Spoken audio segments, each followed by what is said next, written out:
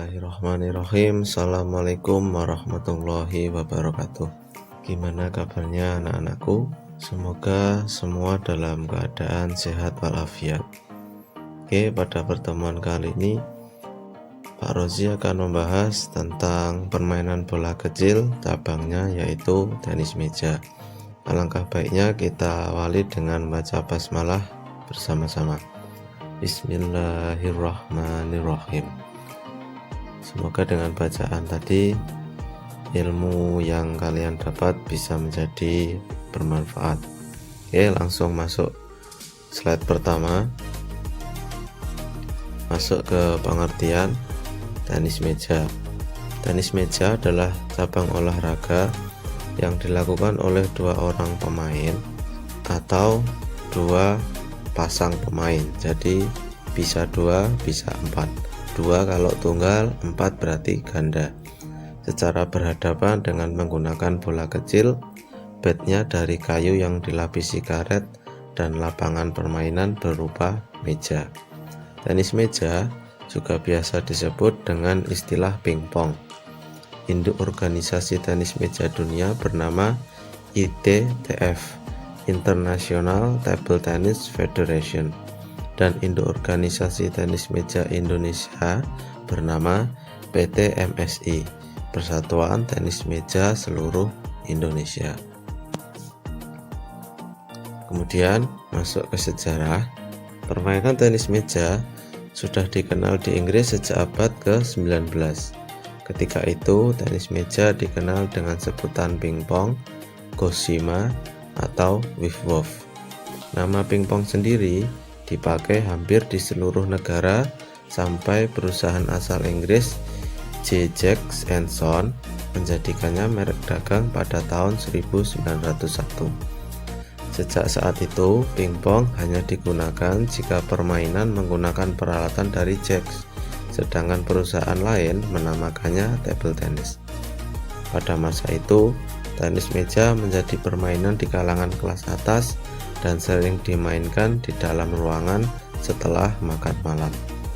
Pada mulanya, peralatan yang digunakan masih sederhana, hanya berupa meja, kemudian netnya dari sebaris buku yang disusun di tengah, bolanya dari bola golf, dan pemukulnya memakai sebuah buku.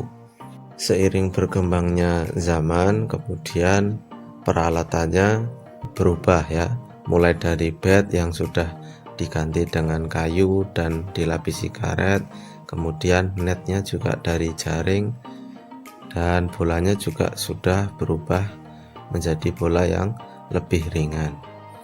Kemudian kita masuk ke peraturan. Peraturan pertama yaitu urutan permainan. Untuk urutan permainan ini, jika permainannya tunggal itu tidak ada aturan ya, jadi langsung dikembalikan oleh pemain itu sendiri. Namun jika permainannya ganda, katakanlah pemainnya ada 4, pemain nomor 1 melakukan servis yang menerima pemain nomor 2, kemudian yang wajib menerima lagi yaitu pemain nomor 3, tidak boleh pemain nomor 1, jadi harus bergantian terus, 1, 2, 3, 4, kemudian kembali ke nomor 1 lagi. Jadi aturannya seperti itu. Kalau di dalam badminton, pemain ganda itu boleh si pemain depan tidak melakukan pukulan, itu boleh. Jadi kalau di dalam bulu tangkis tidak harus bergantian, kalau di dalam pingpong itu harus bergantian. Peraturan kedua, satu set permainan itu adalah 11 poin. Jadi kalau sudah mencapai 11 nanti baru pindah tempat. Kemudian untuk satu orangnya itu nanti memegang bola atau melakukan servis sampai 5 kali. Katakanlah si pemain nomor 1 servis itu nanti masuk ataupun tidak masuk, dia harus servis sampai 5 kali. Kalau sudah servis sampai 5 kali, maka bolanya baru berpindah ke tim musuh, seperti itu. Kemudian untuk gamenya 11 poin sampai 3 kali kemenangan. Jadi katakanlah tim A dan tim B misalkan menangnya baru 2 sama, di set pertama menang tim A, set kedua menang tim B, baru skornya 1-1. Kemudian di set kedua menang tim A lagi, di set ketiga keempat menang tim B, maka skor imbang, maka penentuan di set kelima. Jadi skor akhir nanti bisa 3-2. Intinya kalau sudah menang 3 kali berarti sudah selesai permainannya. Kemudian 1 let permainan. Let artinya ketika wasit menghentikan sementara permainan. Bisa disebabkan beberapa faktor, diantaranya 1. Bola menyentuh net ketika melewati net, lalu bola masuk atau diterima oleh pemain lawan. Jadi ketika servis bolanya mengenai net namun bolanya masuk, itu harus dihentikan dulu oleh wasit, harus diulangi. Jadi servis harus benar-benar masuk, tidak boleh mengenai net. Kemudian bisa juga servis dilakukan ketika pemain penerima belum siap menerima bola. Ketika servis si pemain A melakukan servis dan si pemain B belum siap, itu nanti wasit bisa menghentikan sementara kemudian diulang. Kemudian yang ketiga, pemain gagal melakukan servis atau tidak dapat mengembalikan bola servis, itu juga nanti dinyatakan let atau diulang atau dihentikan sementara. Yang terakhir, misalkan ada bola dari luar yang masuk dan mengganggu permainan di dalam lapangan tersebut.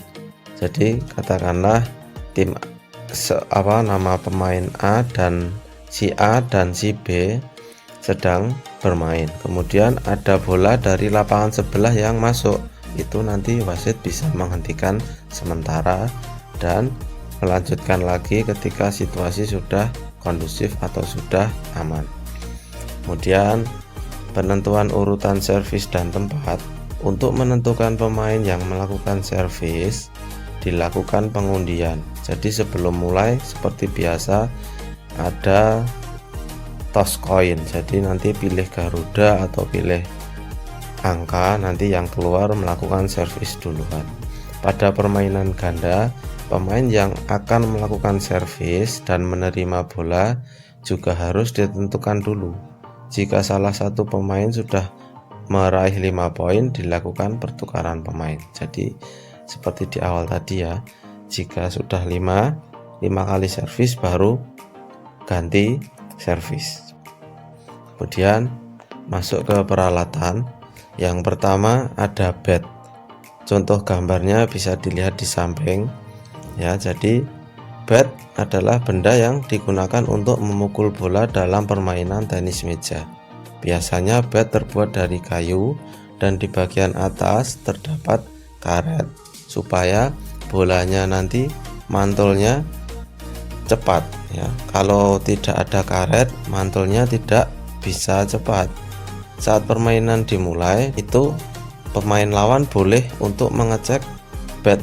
Jadi sebelum memulai itu nanti kedua pemain berkumpul dan bisa untuk bertukar bat. Bertukar masuknya bukan untuk gantian bat ya, jadi bertukar untuk dicek batnya ini apakah benar-benar bat dari karet. Maksudnya kan nanti ditakutkan ada yang batnya ini tidak dari karet atau seperti apa. Jadi untuk mengecek apakah benar-benar batnya ini sesuai standar dari pertandingan.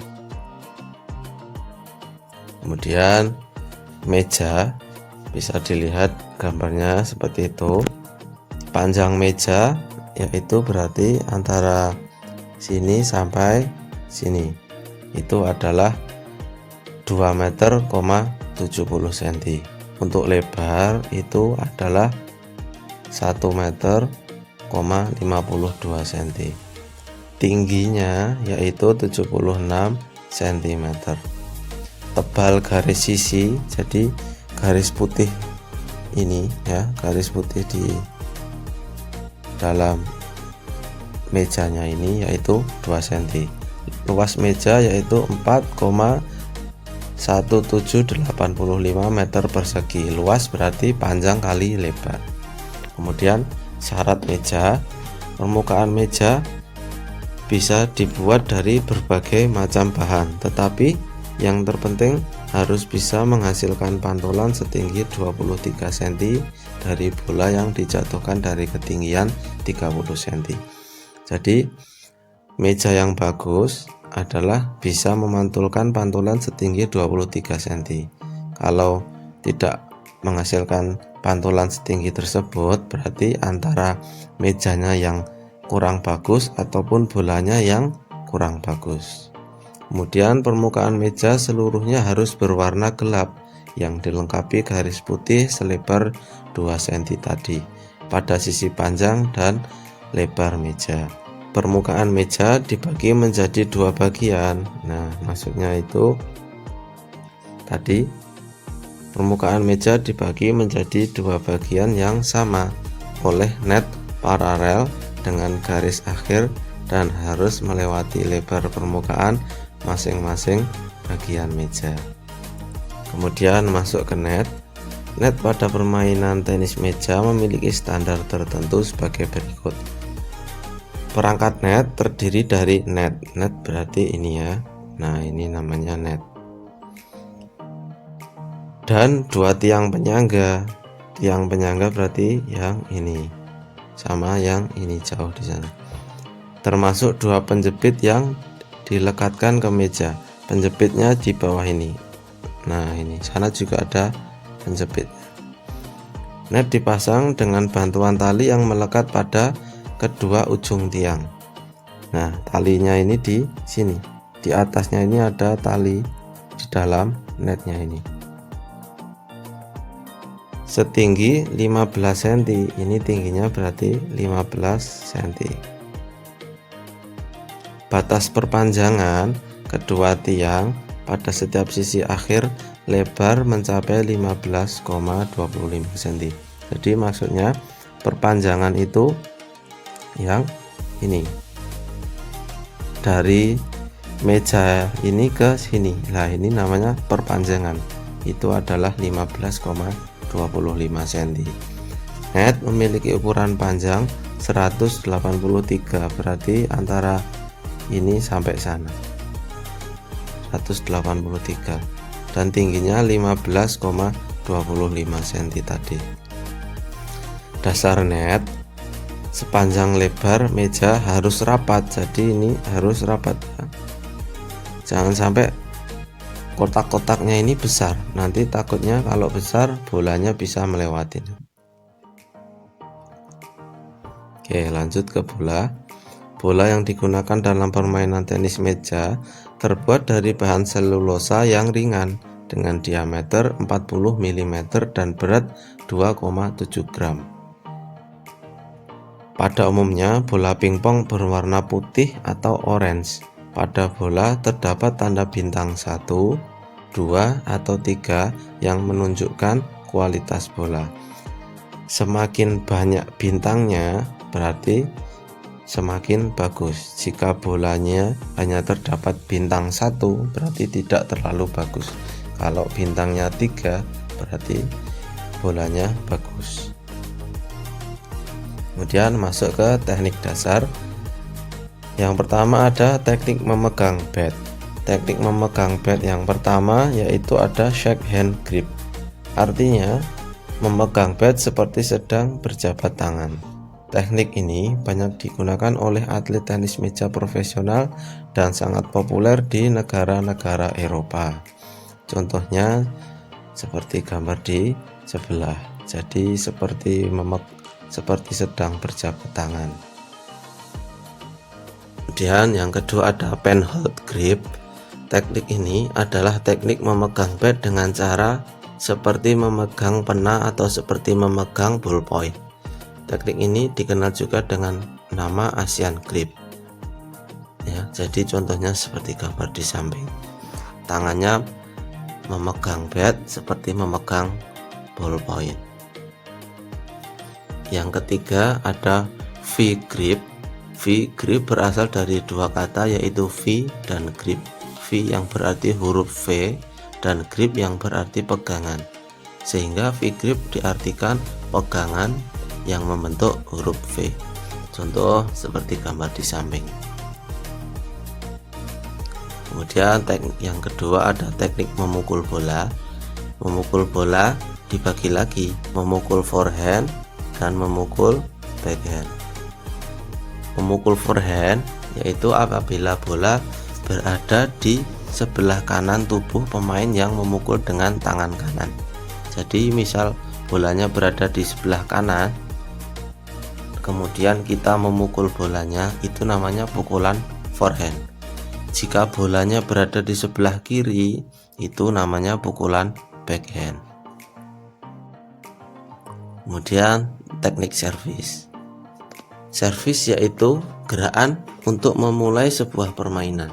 Cara-caranya yaitu, aturannya yaitu servis dilakukan dengan bola berada di telapak tangan, ya. Dan dalam kondisi diam, tidak boleh digerak-gerakkan. Jadi bolanya harus diam dan ditaruh di telapak tangan. Kemudian bola dilambungkan tanpa putaran. Jadi tidak boleh diputar, harus dilempar seperti biasa. Kemudian bola dipukul setelah turun tanpa menyentuh meja. Jadi ketika dilempar langsung dipukul, tidak boleh jatuh ke meja terlebih dahulu. Ketika melakukan servis, bola harus terlihat oleh penerima bola. Jadi tidak boleh ketika servis itu bolanya ditaruh di bawah meja, itu tidak boleh. Jadi harus terlihat oleh lawan. Kemudian jika servisnya tidak dilakukan sesuai peraturan, nanti dapat peringatan oleh wasit. Kemudian bola servis dapat dikembalikan jika sudah melewati net dan menyentuh meja 1 kali.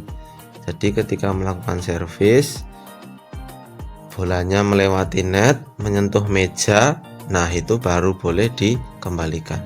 Jangan sampai servis melewati net, belum sampai menyentuh meja sudah kita kembalikan, itu tidak boleh. Jadi harus menyentuh meja 1 kali dulu.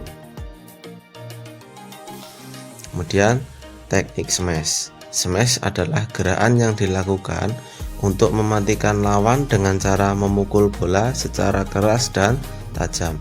Smash juga dibagi menjadi 2, smash forehand dan juga smash backhand. Jenis-jenis pukulan. Servis. Tadi sudah ya, servis yaitu pukulan pertama yang dilakukan untuk memulai pertandingan. Servis juga dibagi, boleh servis forehand, boleh juga servis backhand. Kemudian pukulan yang kedua, pukulan drive. Drive adalah pukulan dengan ayunan terpanjang pemain sehingga menghasilkan pukulan yang cepat, keras, dan mendatar. Intinya pukulan drive ini adalah pukulan yang melewati net namun turun lagi mau ke atas. Jadi intinya pukulan drive ini adalah pukulan yang sedikit di atas net, jadi agak mengenai net namun tipis sekali di atas net, itu namanya pukulan drive. Kemudian yang ketiga adalah pukulan push. Push artinya dorongan, jadi bola didorong seperti biasa. Ada pukulan backspin dan pukulan top spin nanti. Kemudian pukulan smash. Smash juga tadi sudah dibahas, adalah pukulan keras yang digunakan untuk mematikan lawan. Kemudian ada pukulan chop, artinya pukulan backspin yang biasa dipergunakan dalam permainan untuk bertahan dari serangan lawan. Chop ini maksudnya seperti kita memukul kayu ya, jadi pukulannya itu tidak didorong namun hanya seperti menggunakan sebuah pisau, jadi hanya seperti dikenakan pelan gitu saja. Kemudian pukulan yang terakhir ada block, adalah pukulan yang dilakukan saat menahan serangan lawan dan dilakukan ketika bola sudah memantul dari meja atau lapangan. Tujuan pukulan ini adalah agar lawan tidak dapat melancarkan serangan dengan cepat. Block maksudnya ketika pemain lawan melakukan smash, kita cukup mendiamkan bat kita dan bolanya nanti mantul sendiri. Nah, itu block. Teknik ini sulit karena kita harus tahu jatuhnya bola dari hasil smash lawan. Si pemain lawan ketika melakukan smash dan kita melakukan block dengan baik, tentunya si pemain yang melakukan smash tadi sulit untuk mengembalikan. Dipikirnya smashnya ini masuk, ternyata pemain musuh dapat memblok dan mengembalikan bola. Jadi si pemain yang melakukan smash ini biasanya tidak siap untuk menerima blok tadi. Oke, sekian materi tenis meja kali ini. Mungkin kalau hanya teori, anak-anak masih belum bisa paham ya. Contohnya pukulan-pukulan drive, pukulan chop, pukulan push itu seperti apa, mungkin masih belum paham. Ditunggu saja, nanti minggu depan kita sudah dengan video, jadi anak-anak sudah bisa paham. Oke, sekian saja video edisi kali ini. Jangan lupa subscribe supaya tidak ketinggalan video-video saya selanjutnya. Terima kasih, kurang lebihnya mohon maaf. Wassalamualaikum warahmatullahi wabarakatuh. Hey, feeling good.